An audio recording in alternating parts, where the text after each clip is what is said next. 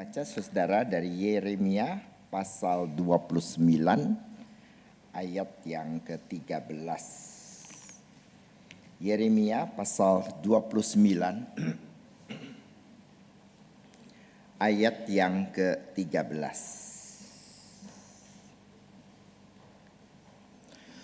Dan Tuhan telah berfirman, oleh karena bangsa ini datang mendekat dengan mulutnya dan memuliakan aku dengan bibirnya, padahal hatinya menjauh daripadaku dan ibadahnya kepadaku hanyalah perintah manusia yang dihafalkan. Saudara, ada seorang pendeta, saudara, datang melayani sebuah gereja yang masih baru, saudara. Ya, gereja itu, saudara, dalam gereja itu banyak anggota yang kecewa, ya, karena mereka terluka, saudara, dengan pertikaian yang terjadi dalam gereja, ya. Lalu kemudian, saudara, anggota jemaat itu tidak bisa respect, saudara, kepada hamba Tuhan dan juga kepada majelis gereja, saudara. Nah, dia melayani, saudara, di dalam gereja yang mempunyai situasi seperti demikian, ya. Lalu dia berdoa, saudara, ya Tuhan, tunjukkan kepada saya apa yang harus saya lakukan. Nah, saudara, pada waktu kemudian dia menonton televisi, ya, katakanlah barangkali acara National Geographic itu, ya, atau nggak tahulah dia nonton apa, nanti sudah tanya aja sama dia, ya. Saya aja kenal juga enggak sih, ya. Nah, saudara, dia lihat National Geographic, lalu dia lihat ikan paus, saudara, ya. Ikan paus itu, saudara, pada waktu misalnya dia berenang, saudara, ya. Nanti pada satu waktu dia berenang itu, saudara, mungkin ya, wah, dia loncat, saudara, lalu kemudian masuk ke dalam laut yang mendalam, ya. Nah, jadi dia masuk, saudara, menyelam sampai ke kedalaman laut, saudara, ya. Nah, pada saat itulah kemudian, saudara, pada waktu dia melihat ikan paus itu, lalu kemudian, saudara, dia mendapatkan jawaban daripada Tuhan, ya. Apa jawaban daripada Tuhan? Sebenarnya kira-kira Tuhan mengatakannya begini, take them to the depths where the whales are, ya. Pergi ke tempat kedalaman di mana ikan paus itu ada. Nah, saudara, jadi itulah yang sebenarnya, saudara, dia rasakan bahwa Tuhan katakan kepada dia. Di dalam menghadapi situasi yang seperti ini, saudara, kita tidak bisa menghadapi secara surface, ya, secara fenomena belaka, tapi kita harus, saudara, going into the depth. Kita harus masuk ke kedalaman. Kita harus melihat, saudara, akar permasalahan daripada hal ini tuh sebenarnya apa yang menjadi permasalahan, sehingga kita tidak sekedar mempunyai penyelesaian yang sangat sederhana saja, ya. Nah, saudara, kita ketahui bahwa saya rasa memang tentu masalah ibadah itu, saudara, menjadi masalah bagi kita gereja Injili, ya. Kalau kita sudah kalau kita punya ibadah sudah bagus, saya rasa kita nggak perlu National Worship Convention lagi, ya. Apa kira-kira kalau kita ibadah di sorga ada National Worship Convention, ya? Kalau ada, artinya saudara salah masuk, ya. Nah, sudah tahu dong ada di mana artinya kalau masih ada NBC di sana, ya. Nah, saudara, jadi, ya, sebenarnya itu, saudara, kita lihat memang persoalan di dalam gereja kita, memang dalam gereja Injil ini, we are at the crossroads, saudara. Kita itu ada di persimpangan jalan. Kita itu sebenarnya mau kemana sih? Bagaimana ibadah kita? Sebab sebuah kenyataan yang harus kita hadapi, yaitu apa, saudara? Bahwa barangkali di dalam beberapa gereja, saudara, jemaat kita itu, saudara, yang hijrah, yang imigrasi ke imigrasi ke gereja-gereja karismatik itu, saudara, bukan sedikit, ya, sangat banyak sekali sebenarnya, saudara-saudara, jemaat itu yang yang pindah, saudara, ya. Saya berkantor sebenarnya saudara di Central Park ya. Kadang-kadang saya berkhotbah saudara di GKY Central Park. Jadi saya datang kadang-kadang lebih awal gitu saudara ya. Nah nanti saudara ada orang ya ketemu dengan saya, Pak Hendra kayak gitu kan. Dan seperti biasa saya nggak kenal siapa dia, begitu kan ya. Nah saudara, maka kalau saudara ketemu saya jangan tanya, ayo tebak saya, ayo ketemu di mana, sungguh mati saya kagak tahu, begitu ya. Jangan bikin saya susah dong, begitu ya, berdosa bukan? Nah ini untung dia nggak tanya ya. Pak Hendra, nanti khotbah ya, iya. Kamu dari mana, gitu ya? Oh saya GKI Greenfield. Oh maaf bekas jemaat kali gitu kan ya. Jadi kamu mau kebaktian di atas? Enggak Pak, katanya sambil nyengir. Lalu kebaktian di mana? Lantai 8, begitu kan? Ya. Oh, kamu sekarang sudah miring-miring ya, begitu kan? Untung dia nggak bilang siapa gembalanya dulu, begitu kan? Kan gara-gara saya tuh jadinya kan? Ya, untung dia nggak bilang gitu, saudara. Nah jadi saudara kita lihat tuh ya, wah kita menghadapi kenyataan nih saudara, kalau kita merem dan tidak mau mengakui saudara kenyataan itu, wah saya rasa kita ini terlalu terlalu naif bukan ya, sehingga kita memang we have problem nih saudara, kita punya permasalahan tuh di dalam ibadah kita. Bersama dengan Samuel pada waktu kami dipesankan oleh Pak Ishak, coba kamu bicara sama Pak Samuel nih ya. Apa nih yang akan kita bawakan nanti dalam pra NBC ini, begitu kan ya. Lalu saya ngobrol-ngobrol saudara dengan Pak Samuel dan dia yang memberikan ya why I don't desire worship sebenarnya ya. Lalu kemudian dari mulut ke mulut biasa tuh kita main bisik-bisikan, kita bisik di sini apa sampai di ujungnya udah lain kan ya. Akhirnya jadi lain sebenarnya pada waktu aslinya apa ya Sam, kita when I don't desire worship sebenarnya, when I don't desire worship. Dari saya ke Pak Ishak ke sini, ini ke sini, ujung-ujungnya why I don't desire to worship. Ya sudahlah nggak apa-apa. Itu menunjukkan jangan gosip ya. Dari pertama sampai itu ujungnya udah lain-lain lagi, begitu kan ya. Nah saudara, memang kita memikirkan ya, wah sebenarnya kita harus mengakui sebenarnya begini saudara. Jemaat kita kali datang, saudara-saudara, itu datang terpaksa. Kita masih puji Tuhan nih saudara ya. Kepaksa dia datang juga ya. Maka saudara kalau jemaat Greenfield itu setidak-tidaknya sekali dalam setahun saudara, mereka bisa mengucap syukur ya. Kenapa? Banjir. Jadi dia bilang puji Tuhan hari ini banjir, Tuhan mengerti saya tidak usah ke gereja, katanya gitu kan.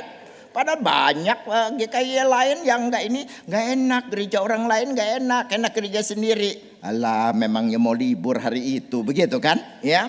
Nah saudara, jadi memang kita tuh I don't desire to worship nih, begitu ya. Kita tidak terlalu merasa bahwa worship itu menarik saudara, bahwa worship itu sesuatu yang berbeda, begitu kan. Nah selama ini yang kita pikirkan secara bersama itu kebanyakan bagaimana saudara? Lebih on the surface. Misalnya kita pikirkan saudara, misalnya bagaimana seorang liturgis yang baik misalnya kan. Nah, kita latih NBC itu nanti ada kelas pelatihan, nggak semua kan ya saudara yang suara ya seperti saya nggak usah lah begitu ya. Lalu yaitu nanti yang bagian liturgis ya, nanti itu choirnya mesti bagus. Kalau choirnya bagus, nanti wah jemaat pada datang. Jadi kita bikin pelatihan ya.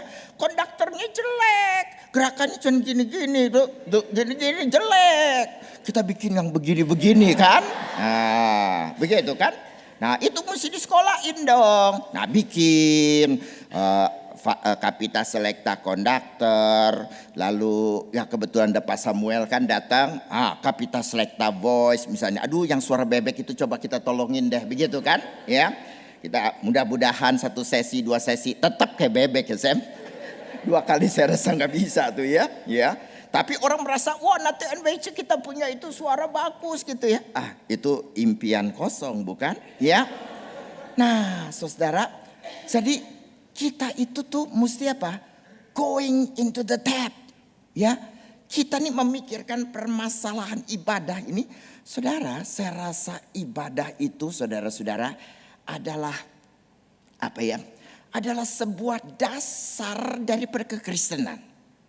Kalau ibadah kita itu sebenarnya rusak, saudara, saya tidak percaya kita mempunyai hubungan yang baik dengan Tuhan. Kalau kita tidak bisa beribadah kepada Tuhan, mesti menjadi tanda tanya, saudara, apakah betul kita mengasihi Tuhan? Sehingga saya sangat senang sekali kalau sebenarnya nanti NBC itu saudara diberikan tema sebagai transforming worship, saudara. Ya, sesuatu yang sangat tepat sekali, saudara, karena kita harus berpikir sebenarnya apa akar daripada permasalahan. Maka saudara, Pak Samuel tadi sudah menjelaskan kan, nanti kira-kira NBC dia punya gambaran apa, dan dia bilang saya juga akan menyampaikan iklan daripada sesi saya nanti di sana kan, dan saya harus menyampaikan dong iklan saya juga ya. Nah, saudara, jadi nanti waktu di NWC saudara, mari kita going into the depth ya. Kita akan memikirkan permasalahan tidak sekedar di dalam masalah teknis, tapi mari kita berpikir saudara, betul-betul kita mengerti apa yang Tuhan kehendaki dari ibadah. Kita melihat firman Tuhan, kita lihat secara biblika. Kita lihat saudara, sebenarnya bagaimana sebenarnya zaman kita sekarang ini. Dan saudara, kita mesti melihat bagaimanapun di dalam pengertian filosofis saudara antara modern dengan postmodern. Mesti sebenarnya ada pengertian seperti itu ya. Lalu saudara, tidak sekedar biblika, saudara, kita mesti mengerti the theology of worship. Kita mendekati juga dengan masalah teologi, dan kita juga harus saudara melihat misalnya secara historis misalnya ya. Dan yang terakhir, kalau menurut saya saudara, bagaimana kita mendekati sebenarnya permasalahan ini. Saudara, saya rasa satu hal, yaitu apa? Kita mendekati persoalan ini dengan pendekatan spiritual. Ya. Nah, bagaimana tentunya nanti saudara harus datang. Nanti keluar langsung itu ya, langsung daftar. Tadi kita sudah bilang nanti siapa yang enggak daftar bisa keseleo loh di depan gitu ya. Saudara, tapi sekarang sedikit ya, kita lihat apa saudara. Yesaya bukan? Yesaya. Bangsa ini datang dengan apa? Bangsa ini datang mendekat dengan mulutnya, memuliakan aku dengan bibirnya, padahal hatinya menjauh daripadaku. Saudara, saya ingin membagi dua tuh dari apa yang dikatakan Yesaya. Bangsa ini mendatangi aku dengan apa? Dengan mulutnya, dengan bibirnya. Maka yang satu saudara saya ingin istilahkan sebagai ibadah mulut. Ya, mulut, bibir terserah deh, suka-suka ya. Ibadah mulut. Yang satu lagi saudara apa? Ibadah hati. Nah jelas sekali bukan? Yeremia pasal 29 ini saudara menjelaskan dua macam ibadah. Meaning is always in context. Begitu loh, saya sengaja sebut Yeremia, mau tahu saudara tidur apa enggak. Begitu. Alasan ya. Mereka juga tahu alasan, tapi mesti ada alasan. Kalau enggak pembicara itu malu, begitu ya. Nah, kita alasan aja lah, begitu. Ya Yesaya kayak Yeremia sama lah. Dua-dua udah di sorga ngomongnya sama, gitu kan? Bangsa ini datang mendekat kepadaku dengan apa? Dengan mulutnya, dengan bibirnya, ya. Padahal hatinya menjauh daripada aku. Saudara, saya rasa ibadah kita ibadah apa? Jangan kita ibadah mulut. Ibadah mulut kira-kira bagaimana? Paling gampang kita cari contohnya apa? Waktu pengakuan iman rasuli kan? Mari kita berdiri. Dan semua ngomongnya liturgis sama aja. Mari kita mengucapkan pengakuan iman rasuli dengan gereja di segala tempat, segala waktu, dan segala macam. Begitu kan? Kita mengucapkan pengakuan iman rasuli. Aku percaya kepada Allah Bapa yang Maha Kuasa, Khalik langit dan bumi, dan kepada Yesus Kristus. Begitu kan? Itu menurut saya ibadah mulut. Karena apa? Waktu saudara ngomong itu persis kayak rekaman kaset kan?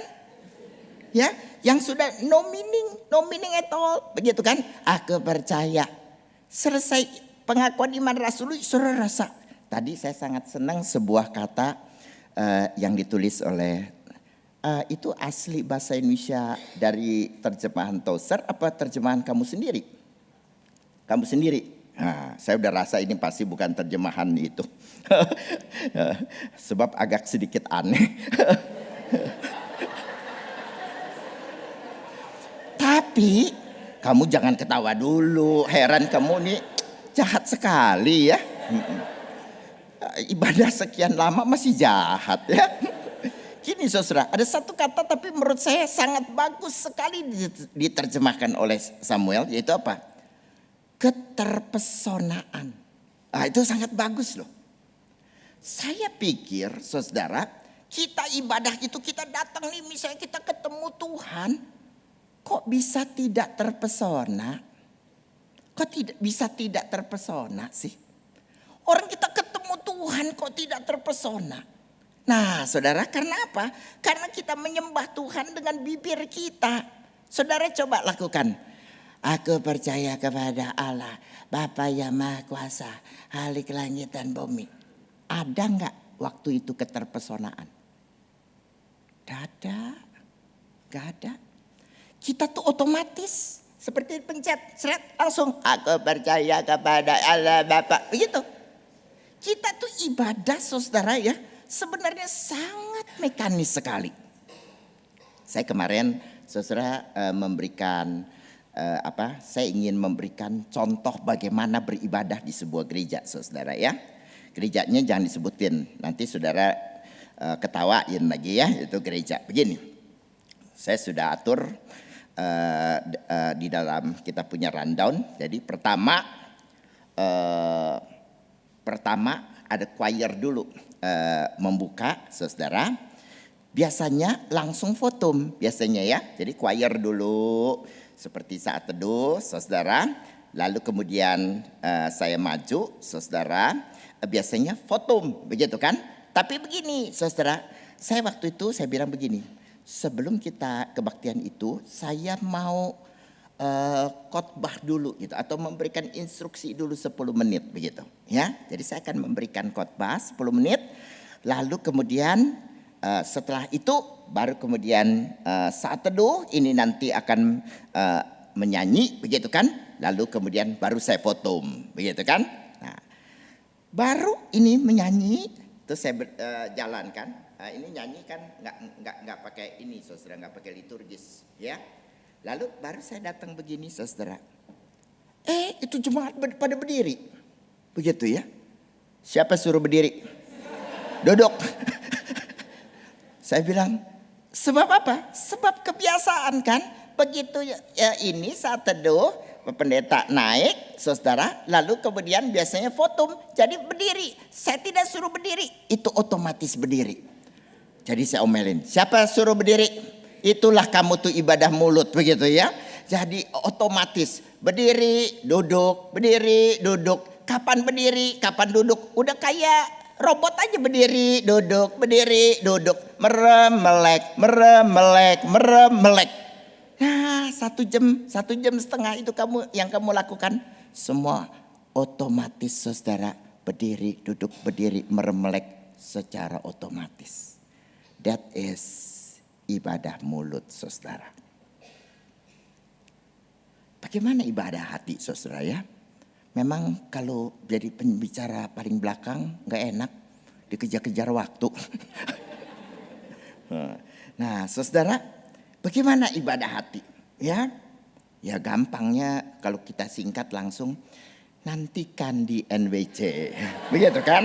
Nah, Tapi saya rasa nanti saya ditimpuk sendal kali ya sedikit ya sama sekali ya. Oke.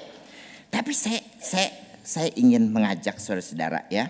Enggak lihat Yesaya, Yeremia dan ntar saya salah lagi ngomong ya. Saya kadang-kadang sukar membedakan keduanya sih memang ya. Saudara lihat Mazmur 84 ya. Mazmur 84. Jangan salah kamu nomornya. Kalau saya boleh udah tua. Mazmur 84. Kita mulai ayat yang kedua. Kamu Mazmur aja susah ya, lama ya bukanya, heran. Toh gitu saya ngajak baca Alkitab. Mazmur 84 ayat yang kedua. Baca pelan-pelan nih ya. Kamu lihat. Ya dengerin aja deh, kamu bacanya cepet-cepet. Mekanis begitu ya. Betapa disenangi tempat kediamanmu, ya Tuhan semesta alam. Saudara bisa ngomong gitu gak tentang gereja? Betapa disenangi tempat kediamanmu, your dwelling place. Saudara, bisa gak kita datang ke gereja itu, saudara? Kita mempunyai hati yang seperti demikian. Apalagi ayat yang ketiga, saudara. Jiwaku hancur karena merindukan pelataran Tuhan. Saudara kira-kira bisa gak? Pada waktu saudara mau ke gereja, saudara rasa jiwaku hancur karena merindukan pelataran Tuhan. Nah saudara, kita tuh merindukan seperti begitu. Ya, diperkirakan saudara ya. Mazmur ini saudara ya memang melihat bagaimana kerinduan ya daripada si pemazmur ini saudara untuk datang ke bait Allah saudara. Nah berbeda sekali bukan dengan kita. Kalau kita mau datang ke gereja. Saudara begini loh ya. Saya rasa setiap pendeta di gereja manapun saudara ya. Sampai bebusa saudara, tetap jemaat itu datangnya terlambat. Begitu kan? Ya. Dan anehnya begini loh. Kita potretin setiap kali mestinya yang terlambat, yang ini. Nanti minggu depan lihat lagi siapa yang terlambat. Dia juga. Begitu kan? Hobi banget itu dia. Ya. Jemaat terlambat begitu kan? Tapi sekarang begini saudara, pikirkan ya. Kalau jemaat punya, aku mempunyai kerinduan untuk datang ke hadirat Tuhan. Aku rindu akan pelataran-pelataranmu. Saudara saya mau tanya, datang terlambat gak? Gak akan. Kecuali memang waktu dia jalan saudara betul-betul ada paku lalu bannya kempes ya. Harus kepaksa ganti dulu. Mana biasa sopir di hari Minggu sopir gak masuk dia yang ganti. Jadi ganti ban sejam begitu kan. Nah datang terlambat. Bisa. Tapi kalau kita punya keinginan. Coba saudara nih siapa suka nonton bioskop. Datang terlambat. Kagak kan. Rasa rugi gila.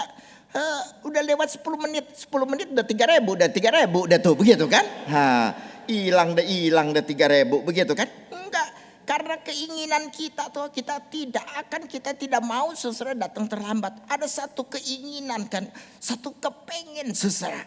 Ya, pemazmur itu bisa berkata, lebih baik 1 hari di perlataranmu daripada 1000 hari di tempat lain. Kita juga bilang begitu bukan? Lebih baik 1000 hari di Las Vegas daripada 1 jam di gereja. Begitu kan? Kenapa bisa begitu sih? Maka saudara-saudara yang kita harus perlu lakukan, yang kita perlu ajar, kita perlu ajak jemaat itu saudara. Supaya kita bisa beribadah dengan baik. Dari mana saudara? Dari sini. Dari sini saudara, dari hati kita. Perasaannya di sini gitu loh. Bukan sakitnya, sakitnya di sini lagi ya. Perasaannya di sini saudara. Yaitu apa? Kerinduan akan Tuhan. Kerinduan akan perjumpaan dengan Tuhan. Kerinduan sebuah pengalaman yang indah bersama dengan Tuhan. Saudara, itu menjadi sebuah dorongan bagi kita, saudara, untuk menikmati worship. Dan itu justru, saudara, yang akan membuat membuat hati kita bisa boleh menjadi sukacita. Apakah kita bisa berkata seperti pemazmur, aku merindukan pelataran-Mu. Mari kita tunduk kepala, mari kita renungkan.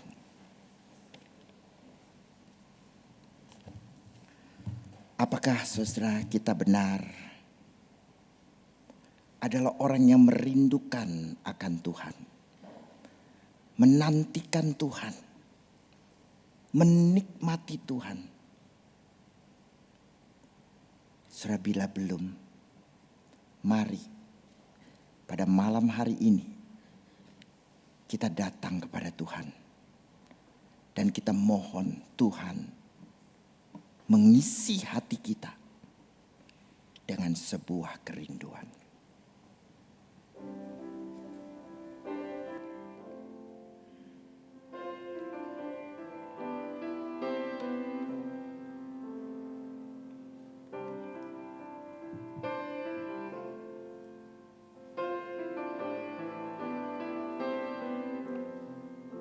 Sebenarnya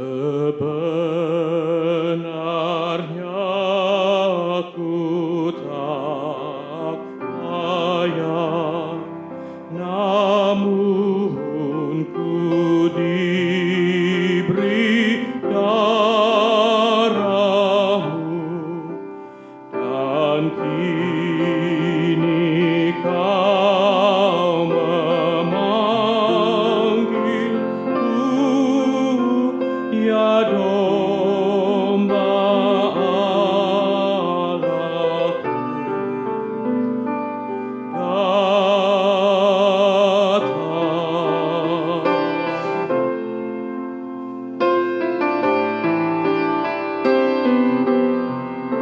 Just as I am and waiting now to rid my soul of one dark blood, to Thee whose blood can cleanse each part, O Lamb of God, I come,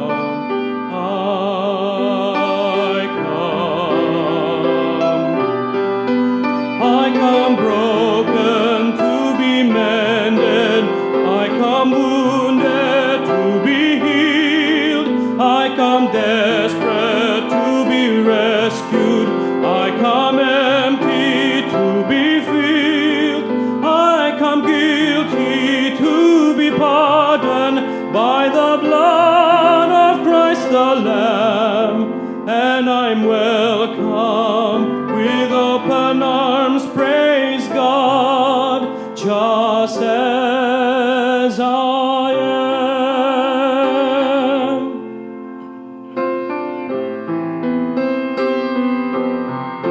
Just as I am, I would be lost, but mercy and grace my freedom bought, and now to glory in your cross, O Lamb of God, I come,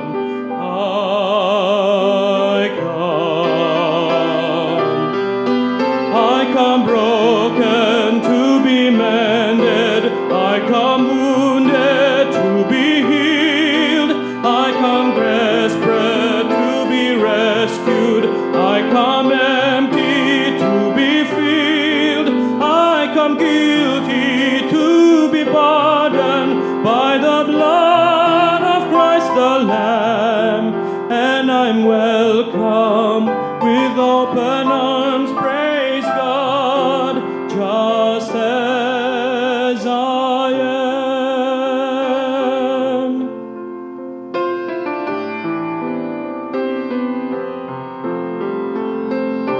Mari kita bersama-sama menyanyikan lagu ini. Sebenarnya ku tak layak. Sebenarnya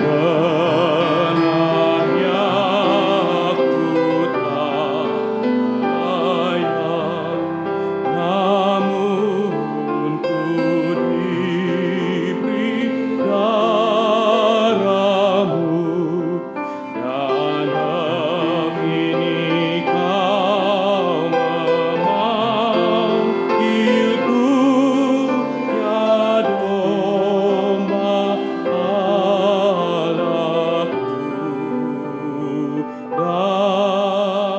Datang sekali lagi.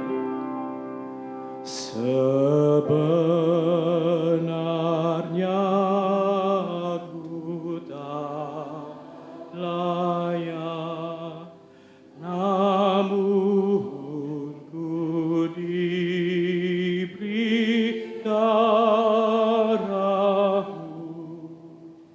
dan kini Kau memanggilku, ya domba Allahku.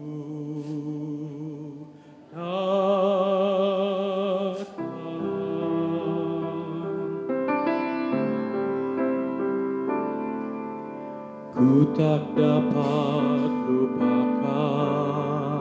Mari kita nyanyikan bersama-sama. Kebaikan yang ku terima, pengorbanan-Mu yang mulia, jadikan ku berharga. Kau tulus menerima aku apa adanya. Kekuatan kasih-Mu nyata, memulihkan hidupku. Mari kita bangkit berdiri bersama-sama.